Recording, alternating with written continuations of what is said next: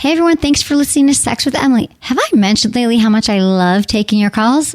Well, I do. And in today's show, I'm so excited to do just that. Are you ready to start focusing on your own pleasure for a change? Wondering how to conquer your intimacy issues in the bedroom? Is it possible to have no strings attached sex with an ex? Plus, how to get your partner on board with porn and the real reason women still aren't having orgasms. All that and more. Thanks for listening. Look into his eyes. They're the eyes of a man obsessed by sex. Eyes that mock our sacred institutions. Bedroom eyes, they call them in a bygone day. Hey, Emily, you got a boyfriend? Because my man E here, he just got his heart broken. He thinks you're kind of cute. A girl's got to have her standards. Oh, my. Do women know about shrinkage? Isn't it common knowledge? What do you mean, like laundry? It shrinks? Can we not talk about sex so much? Are you kidding me? Oh my God, it feels so good. Being bad feels pretty good. But you know, Emily's not the kind of girl you just play with. You're listening to Sex with Emily. We're talking about sex, relationships, and everything in between. For more information, go to sexwithemily.com, where you can have a really good time there. I promise. Because I know you like the show. You like learning about sex and relationships and dating, and we've got a whole lot more going on the website. And you can also easily subscribe to the podcast, all of our social media, and just have a good time there. So, hi, everyone. Thank you for listening to the show. I'm excited to be here with you. I need to talk to you about something that's been on my mind. So every single day, every day, for years now, 12 years, I get emails from guys who want to know how to make their female partners have an orgasm. Like seriously, every single day. And it's not even just emails, it's like out in the world. Like, why won't she orgasm? Or how can she orgasm? Or how can I help her? Or why won't she have sex with me? Or how can I make the sex better? Or how can I, I don't even understand the vagina. Like, it's the Rubik's Cube of life, And I'm like, okay, well, are you doing things to please her? Like, my answer, always includes, as if you've been paying attention, is go down on her. Have you gone down on her? Have you tried to perform oral sex on her? That was even my Wi-Fi password for oral. It was go down on her. Give her oral. Seriously, it was. So recently, I came across this article and I literally freaked out because I'm like, hello, this is what I've been saying. But now here's a study, you guys, so maybe you're all going to really listen. This article puts it into words we can all understand. And here it is. This is the headline. This is not my words. This is the headline. Straight women are having fewer orgasms because of their useless partners.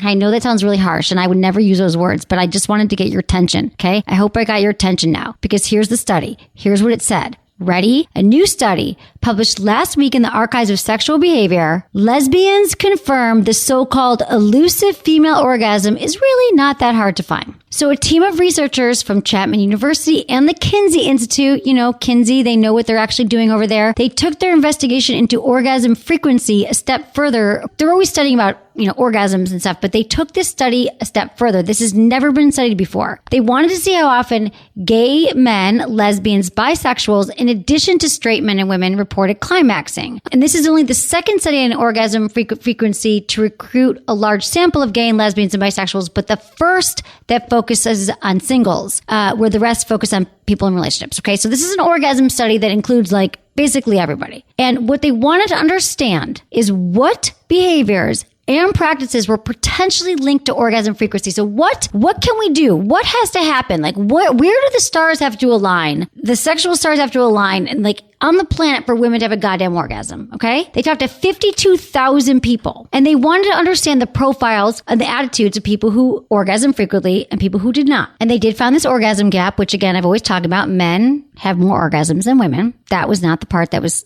so interesting to me because we know that, but maybe you didn't know that. Yeah, men, they typically it's a sure thing. But here's where it gets really interesting. 88% of lesbians said they usually or always came when they were intimate compared to 65% of straight women. So we're all having orgasms, right? But yet straight women are always I can't have an orgasm with my partner or I don't have orgasms. And so this study went further. They wanted to say, what are the acts? What are the acts that linked to people having more orgasms? And guess what they found?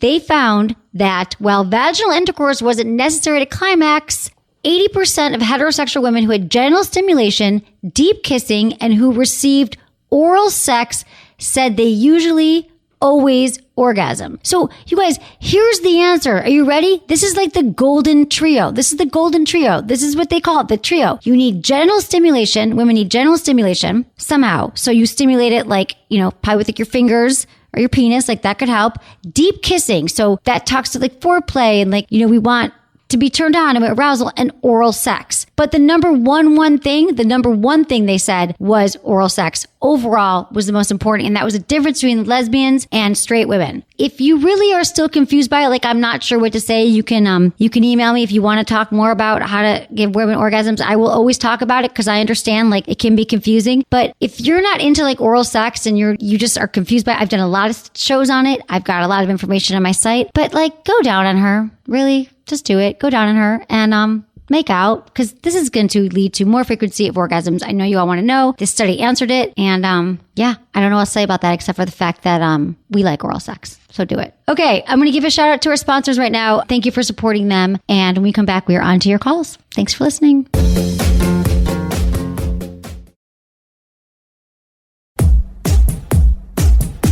Okay, and now we're on to your calls. Jess, 31 from Pennsylvania, and she's caught between being a great lover for her partners and being more selfish in bed. Hi, Jess. Welcome to the show. Hey, how are you? It's unbelievable to talk to you on the phone. I'm so happy to talk to you. Thank you so much for calling in and sharing your story. So tell me what's going on. Yeah, so earlier this year I was dating a guy who was really great in bed, and what kicked off my reason for reaching out was in the first time we hooked up, he asked me, what my fantasy was, and I thought that was a really great thing for him to do, and that was kind of hot in the moment, so, we went with it, and then, when we kept hooking up, and, as that would go on, he would kind of continue to ask me what my fantasy was. So I just kind of felt like, I don't know, maybe what I said wasn't good enough, was it not exciting enough? So it started kind of like turning it inward. Yeah. So I started thinking a little bit about, am I kind of boring? And that started like panning out to, what the focus has always been in my relationships is trying to be exciting and trying to bring so much to the table, but not so much about being selfish and trying to like think about what I enjoy and my pleasure and not thinking about that other person as much. Yeah. Wow. Okay. Well, that's really insightful. First of all, Jess, I think that's great that you realize that. Like, what a revelation. 31 years old to realize like you've been more probably about their pleasure. Like a lot of women. Okay, like we are all socialized that way. That it's about the men's pleasure and it's not about our partner's pleasure and not about our own pleasure. So you're just like every other person I know. A lot of women. So you're right where you need to be. And so I think that he was probably just ahead. I like that he asked you what your fantasy was, and he probably just wanted to keep going with it. I doubt that he had any judgment around your fantasy. So I'm curious, like, what your fantasy was. I got to ask. Oh, it's pretty much that dominance. Like, I want to be dominated. I want to, have him take control. There was always something about like doing it outside the bedroom. And, nice. Just adventurous. Yeah. So I thought that was pretty, exciting. Yeah, no, that's awesome. That's a really a lot of women have that fantasy and they don't never ask for it. Right. So good for you. Yeah. I doubt he thought that was boring at all. I think he probably just was like, I want to keep doing different things. And so is your question kind of like, how do you maybe develop more fantasies so you have more of a richer spectrum to choose from, like a fantasy? Like, are you kind of like, I don't know where to go from there? Because there's a lot of women who don't naturally fantasize and they gotta kind of work on it. Yeah. Okay. Well, that's definitely part of it. Yeah. So what would you say is the main thing then? Like, I doubt you're boring in bed, all that. So that stuff I think is just your own. I'm not even going to go there because I don't think any of that's true. And it's, you know what I'm saying? But how can I specifically help you? Yeah, I guess what are some ways that I can maybe get more comfortable kind of speaking up and asking for, and getting comfortable with asking for focus on me and focus on my pleasure and not be so in my head about being a perfectionist and really going above and beyond for my partner and that kind of thing. That is a great question. I'm so glad you asked that because it's true that like, first of all, what you can do is spend some time, like how you become a better lover is when you really also, there's a different part. Of course, it's being attentive to your partner's needs, but really it's about knowing what really turns you on. And for most women, I'd say majority of women, it doesn't just come that naturally. We're not sitting around thinking about sex all the time like men are. Like, I can tell you my fantasy was that woman at the bank who just took my money. Like, she was my fantasy. Like, they think about it all the time. And so I've actually been doing this work in the last year too, because I realized like I have some fantasies, but I want to work on it because it really will help you. Like, do you masturbate? Yes. Okay, because that good. And have you played with how often? I mean, it's not that often. It's really maybe a couple of times a month. Okay. You know, I could definitely explore that a little bit more. I would say, I would try to bump that up because the truth is, it's like masturbation begets masturbation. Like the more you masturbate, like the more sex you're going to want to have, the more you're going to want to masturbate. When you masturbate, you can start exploring with like watching porn or maybe like read erotica, or maybe there's like, if you really are into like some more of like the discipline, maybe bondage stuff, you know, read some erotica around that, and then that'll start giving you ideas, and you'll be like, oh God, that would be really hot if you used handcuffs on me. Next time I'm going to bring handcuffs. And so it's like, you're not supposed to make this up out of nowhere. Like, how are you supposed to know? So it's just, I would just start exploring all the amazing stuff that's out there and find out if it's a visual, like you could listen to erotica, you could read it. And then when you're masturbating, like explore different techniques, different toys. Like I was talking earlier in the show about how I was doing my Kegel exercises like for an entire year, and how I now have like killer G-spot orgasms. Like I used to have clitoral ones because knock them out. Now my G-spot orgasms, like because those muscles are stronger. So for me, it's like when I'm having sex, it's better. Like and it got me to masturbate more. And the more I masturbate, I'm like thinking about sex. You know what I mean? So it's like all these different tools. And I think once you have that arsenal and you're like, okay, I got this. I know exactly. You're never going to know. It's going to be changing too. That when you're with a partner, you'll know what to say because you're so in touch with your body and you know what you want, and you'll have more of an arsenal to choose from. Yeah, I mean, I like that. I think that's something that I can set out and try to do, is kind of get me started, because you don't always know where to go from there. You know, you aren't satisfied, but you're not entirely sure about how to go about kind of getting better. Exactly. And you might be right. Exactly. You wouldn't, and how would you know? Like, you know what I mean? It's a process. Like that's why I say we should always be working on our sex lives and prioritizing it and evolving over time, because it's a static sex life just dies, you know, like the same thing over and over again. So like, this is just really good work you could be doing. And a book that I love is Making Love Real by Celeste and Danielle. Okay. I think you get it on Amazon. You can get it on Amazon because I've bought it for everyone I know. And there's a really great section on there about how to develop fantasies and your erotic blueprint and what your, you know, erotic theme is. It gives you some great materials for like, and it shows you like a lot of women don't know and kind of walks you through it. And I think it could be great material for you to get started. That would be like, make it like I fun. think that's a great idea. Okay, good. Let's start off the year right. Let's do it. Okay, Jess, let me know what happens. And again, as far as asking guys what you want, though, when you said how do you go about doing it, I think most of the guys in the planet are so friggin' relieved when a woman's like, I know what I want, you know? So I think you're just going to say it, and then every time you'll just get more comfortable. It's practice.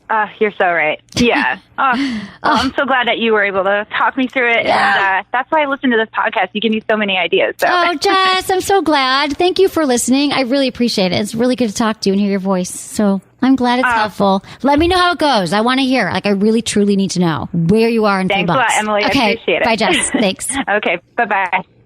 Fantasy. I'm telling you guys, that was another one of my things last year. Through all my somatica work with Celeste and Danielle, I realized like, yeah, I've got my basic fantasies, but it's something that really, for a lot of women, it just doesn't, you're not naturally like going to have all this stuff to choose from. So I think it is important work. And again, masturbation, self-love, sex with someone you love. Let's all kick that up this year. Great call. We've got Jay on the line. He's 22. He's calling from somewhere in the United States. Jay is struggling with a fear of physical intimacy, and he's looking for guidance on how to overcome it. Right, Jay? Yes, that is correct. Tell me what's up. Thank you for calling. Well, let's see. Long story short, when I was 18, I spent $3,000 on an escort service because I still have low self-esteem and believed that I wasn't good enough to have sex without paying for it. Okay. And that is the short version. That's okay. That's a good version. Now, do you know any hunch where that low self-esteem came from? Parental voices in your head? Sorry, what was that? Oh, I said actually, you know what? Just you tell me. Where do you think it comes from? I was going to say probably having to do with being born with disabilities and being told I wasn't good enough my entire life would be my guess. Yeah, that sounds traumatic. That's what it is. I'm used to it. Right. No, now you're good. But like these things that happen to us at an early age, being born with a disability, I mean, that's really something that a lot of people don't realize that you actually do. It is trauma, especially if it's not handled. Like, I don't know how your parents like talk to you about it but like, and then it sits with you for a lifetime, and it can really like wreak havoc on a lot of things you do. So that would make sense. Like maybe kids teased you or you didn't have the support and, you know, you thought you weren't good enough. Can I ask like what the disability is? There's several. Tourette's, bipolar, ADHD, cerebral palsy, and OCD are my diagnoses. Okay. That's a handful there. Okay. And so how are you feeling now though? Like, do you feel like you've got stuff under control? You've doctors, where are you at in your life right now? Are you in school? Yeah, I feel like I have my disabilities under control. I'm taking medication, and that's helping. It's just, the self-esteem thing is more of a problem than the disabilities are themselves. Right, exactly. That's kind of what has occurred because of the disability. Well, I'm glad to hear that you feel like you've got that, everything under control. But these self-esteem issues are not a quick fix. I have to say that, have you ever had therapy? I have. It hasn't really worked for me because surprisingly, I am not good at talking about myself and opening up. I don't really do well opening up. I've had several different therapists, and none of them have worked for me. Okay. You know what I would recommend for you? Because I would say this is a trauma. So I've just talked with other people and dealt with other people who have disabilities of all different kinds. And I feel like what you don't realize is that at a young age, I mean, I'm assuming you got teased and you internalize this message that you weren't good enough and that and so I think that I would recommend, have you ever heard of EMDR therapy? No, what is that? It's called eye movement desensitization and reprocessing. And it's a psychotherapy treatment that helps alleviate people from stress or trauma. And what they do is you really don't even have to talk. And I was actually just reading about this, about how it really helps people with disabilities and with trauma. And you go in and you hold, in either hand, you hold, it's going to sound really woo, new agey. I hear this from people you can read about it online. From people I respect very well. It's really been helpful. And you hold these, it basically reprograms your mind from these messages. It'll take you back to the traumatic spot, maybe something happened or someone said something to you at a certain time, and it'll help you rewire your brain. I just think that would be a great therapy for you, because if you can pinpoint that's exactly what it is, that could help you just kind of stop the thought process and you kind of rewire the way you're processing information. Interesting. Yeah. And so it's they can do it with your eyes, where you're your eyes are going back and forth and you're looking at a light, or you hold these different tools in your hand, each one beeps in your hand, and you'll move your hand, and it has this process of rewiring that's a technical thing I would tell you to do. If therapy didn't work for you in that way, because I just think therapy is super, super helpful. And so it's called EMDR, and you could probably find someone with your insurance who does that. But going back to the self-esteem thing, it's I can tell you all the things, we talk about on the show, believe that you are not your thoughts, and surround yourself with people who love you. And every time you accomplish something that's really good, you tell yourself these positive messages and act as if, and there's a lot of different things, but I feel this is really deeply ingrained with who you are. And especially around sex, feeling you had to pay for it at such a young age and that no one else would love you. I feel there's some complicated things in here, because you sound super confident, awesome to me, but I feel this is holding you back. Obviously. You know that it is. So it is. Yeah, but back to the EMD thing, or EMR. EMDR. I also EMPR. Oh, D as in dog, R as in Ralph.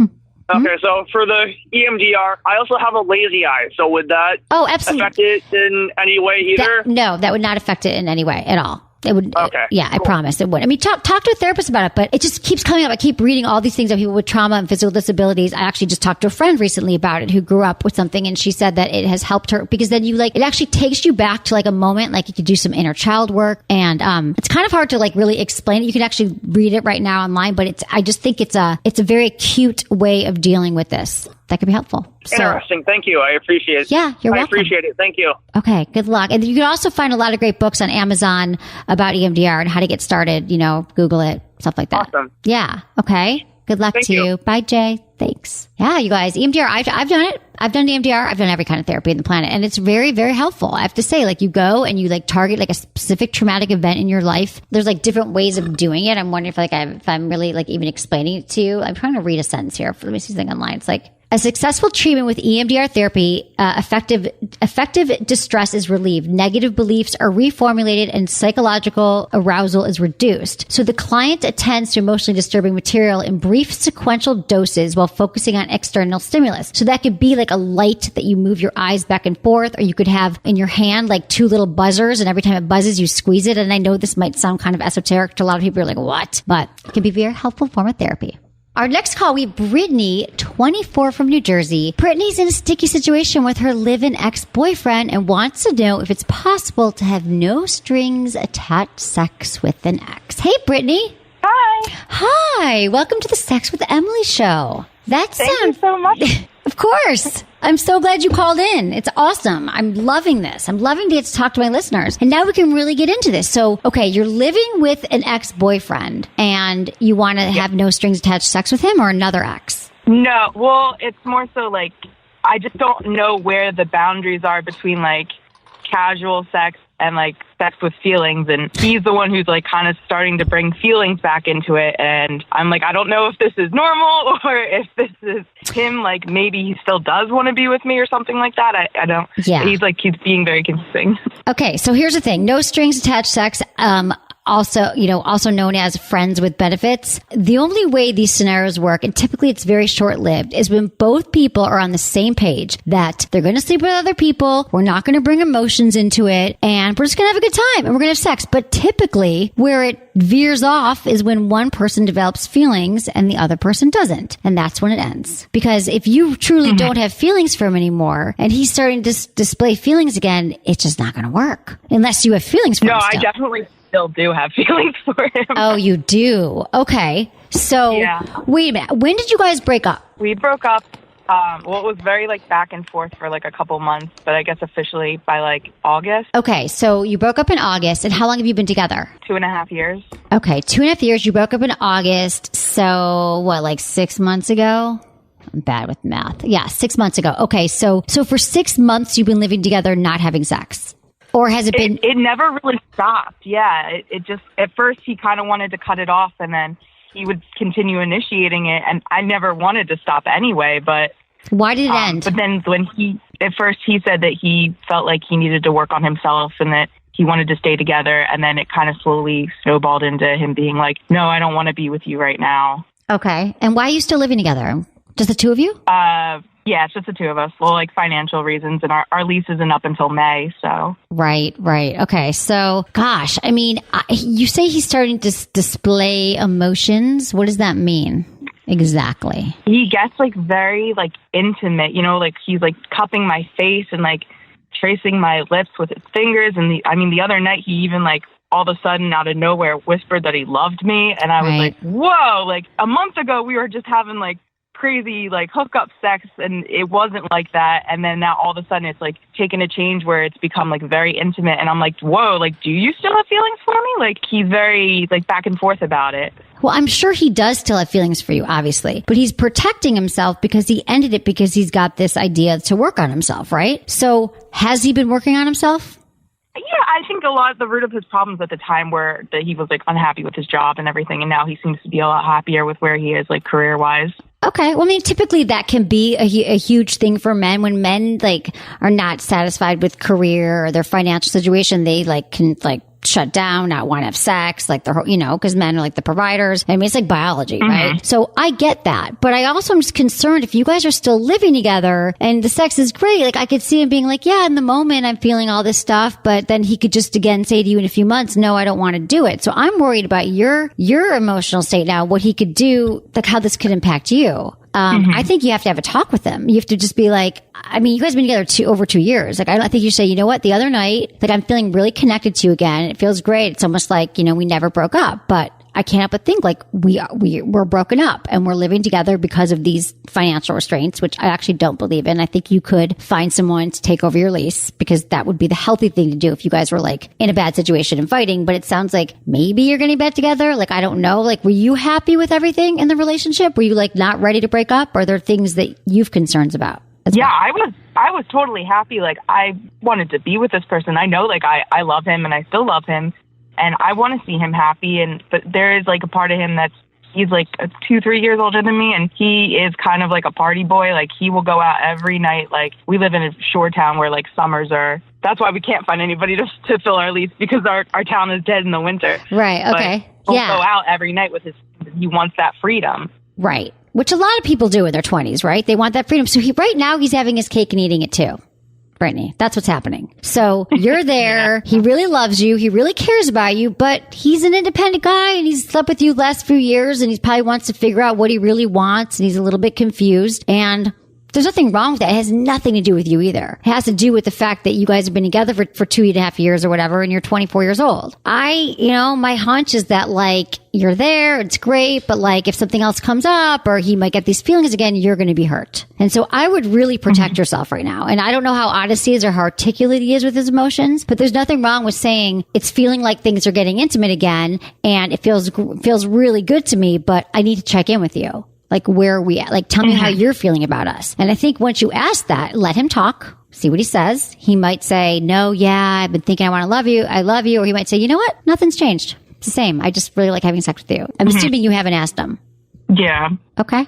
And then you're going to have your answer. Okay. Because I feel like the longer this goes on, like the harder it's going to be. I'm just not feeling like he's going out every night. He's one of those guys. I mean, how does that feel when he goes out every night with his buddies drinking? It was not great. Right. I mean, like, it was a big reason, like, why, we, like, would start fighting because I felt like he was choosing his friends over me. Right. So there like, were every issues single going night. around.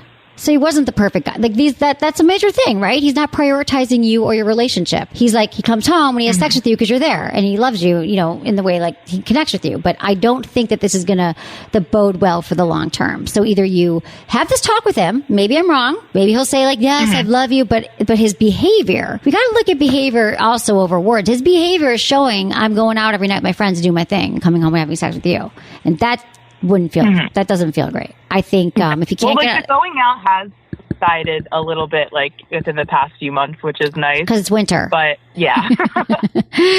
Right? Everyone wants to stay home, watch Netflix and chill. No, I know. You're in a summer town, beach town. I get it. I'm just saying, be careful, tread lightly. Like if listen to what his answer is and you might have to pull back from it because I think you're going to get hurt because he's roping you back in again. Not on purpose. I don't think that he's a bad guy. I think he can't help it. You're great. You're there. He likes having sex with you. But again, I would just watch, take care of yourself right here because no one else is going to. Take care of your own emotions. True. Yeah. Yeah. And then if he says, yeah, I don't still feel the same way, wishy-washy, well, then you know. And I think you have a decision to make. Can I have emotionally detached sex with him or can I not? And if you can't, then you have to stop. Just cut it off.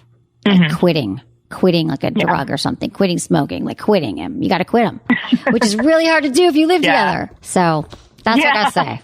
Let me know how it goes, Brittany, but you got to have that talk like ASAP because he's so happy you're not talking about it. You know what I mean? Yeah. Right? So you got to bring it up and take care of yourself. Take care of your heart. Okay. All right. Okay, Brittany. Good luck to you. You got this, girl. All right. Thank you so much. You're welcome. Have a great day. Thanks. God, friends with benefits. Very rarely. It works like it's like a short-term thing, you guys. There's always going to be one person who wants more, other person wants less. This is what happens. But I feel for Brittany. And okay, here's the other thing, you guys. Staying together with somebody for financial reasons is not the reason to stay with them. There's always a way to get out of a situation that's not helpful for you. Or even moving in together after you do something for a week because we want to save on rent. Not a good idea. Never a good idea. So it doesn't work with Brittany. She can find someone to take over the lease, people. Put it on Craigslist. It'll happen in 5 minutes. All right, those were good calls. God, I love talking to you. Okay, now we're going to end with one email. Hello, Emily. I've listened to your show on and off in the past, but I've recently been more consistent. I enjoy listening to you and your guests' ideas. I've been with my girlfriend a little over a year. She has an issue with me watching porn and getting off in my personal time. I understand that she'd rather watch it with me, which I'm willing to try. However, that's different than watching it on my own. We've talked about this in the past, but she's very much against me watching porn without her. What do you think can be done to better this situation? I've tried to steer away from the porn, but I do get that itch to watch it again. Thanks, TJ, age 33. Here's the thing, TJ, is that a lot of women, here's why it's upsetting her. She might feel like you're more attracted to the women that you're watching in porn than you are to her, that you'd rather watch porn than have sex with her. And a lot of women compare themselves to the women in porn, and they really don't understand that watching porn for men is a release. It's just kind of like this normal activity. I mean, it is normal for men to watch it. And I think a lot of women can be threatened by it. And I have to say that when I was like 24, my boyfriend was watching porn and I was one of these women. I was upset by it. And then one day we watched porn together. I'm like, okay, so he wants me to have blonde hair and really big boobs. If you've seen pictures of me, that is not how I look. Very opposite. This is how I felt. I was like, we're having amazing sex. And it was like literally at the time, the best sex of my life. And to this day, looking back, I learned a lot. That was a very pivotal relationship for me. And it was so confusing to me. I felt so connected to him and we were so intimate. Like, why does he want to watch porn? And I was hurt by it. Just to give you like the female side of it and what she's feeling.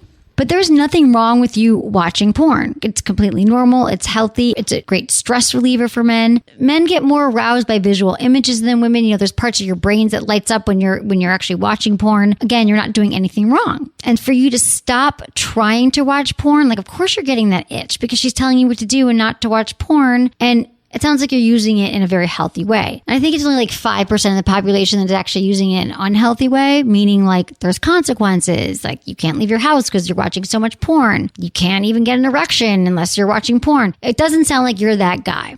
I think that you really just have to, this might be hard to do, but you got to explain to her that, you were watching porn before you met her, that it's a release, that you're still very attracted to her, and that this has nothing to do with her. Now, she wants to watch porn with you. I don't know if she's ever watched porn on her own, and I think that you totally should watch porn with her. In fact, that might be really healthy for your relationship. Finding something that you're both into, some female-friendly porn would be great. I think that you should totally do that. But I don't think that you should give up your own porn watching habit. And also, maybe if she hasn't watched porn, that could be another thing. Maybe she's never watched porn before, and maybe she's confused by that. So if you watch it together and you make it about the two of you, so again, you're not just sitting there going like, come on in, I'm already watching this, but like you pick out something that you're both into and, you're making out, you're kissing, and then you kind of look back and you're like, God, that might be hot to try that. So maybe there's something that you guys learn from watching porn together that you can take it back into your own relationship. I think that's fine. I think porn is actually a great tool for many couples, for arousal, for learning new things in bed. But as far as, her trying to limit your porn watching, I'm not okay with that.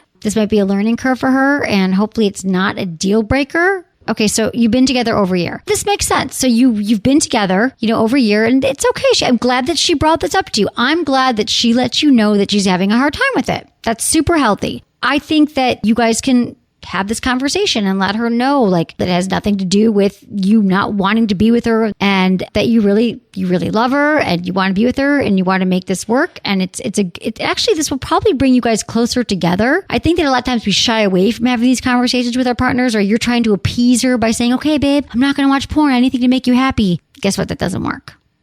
That doesn't work in relationships, right? Again, unless it's really an unhealthy habit, but it sounds like, you're using it in a healthy way. This is something that a lot of men and a lot of women do, and it's completely like healthy. It's actually a really healthy release. Just like people get upset that their partner masturbates. Like I've heard a lot of men email too. They're like, why is she masturbating, but she won't have sex with me? Sex, I think it's really important for us all to masturbate when we're in a relationship or we're not. You guys have heard me say this on the show so many times that don't stop masturbating just because you're in a relationship. And in fact, your girlfriend should be masturbating. I hope she's masturbating. And maybe if you guys watch porn together, she'll feel like, oh yeah, this is bad. I want to start watching my own kind of porn. So again, I think this can be really healthy for your relationship. And this is kind of like one of these typical debates that couples get into, and I hear this all the time from both sides of the spectrum, men and women, but I think this is going to be a great turning point for your relationship, and you guys can handle this in a healthy, productive way, and I bet you it'll even enhance your intimacy and your relationship. So thank you for emailing, and let me know how it goes. Okay, that was fun, you guys. I can't tell you how much I love talking to you. Like, it is a blast. I love hearing your voices. I love getting down to business and helping you with everything. Please stay in touch. Email me. Go to my website. Send me your questions. I just want to thank everybody for listening to the show and being part of the Sex with Emily family. Thank you to my own team. Thank you to Madison and Jamie and Eddie and Ken and Michael here doing the sound. I love you all. Thank you all for listening and following me on social media and all that stuff.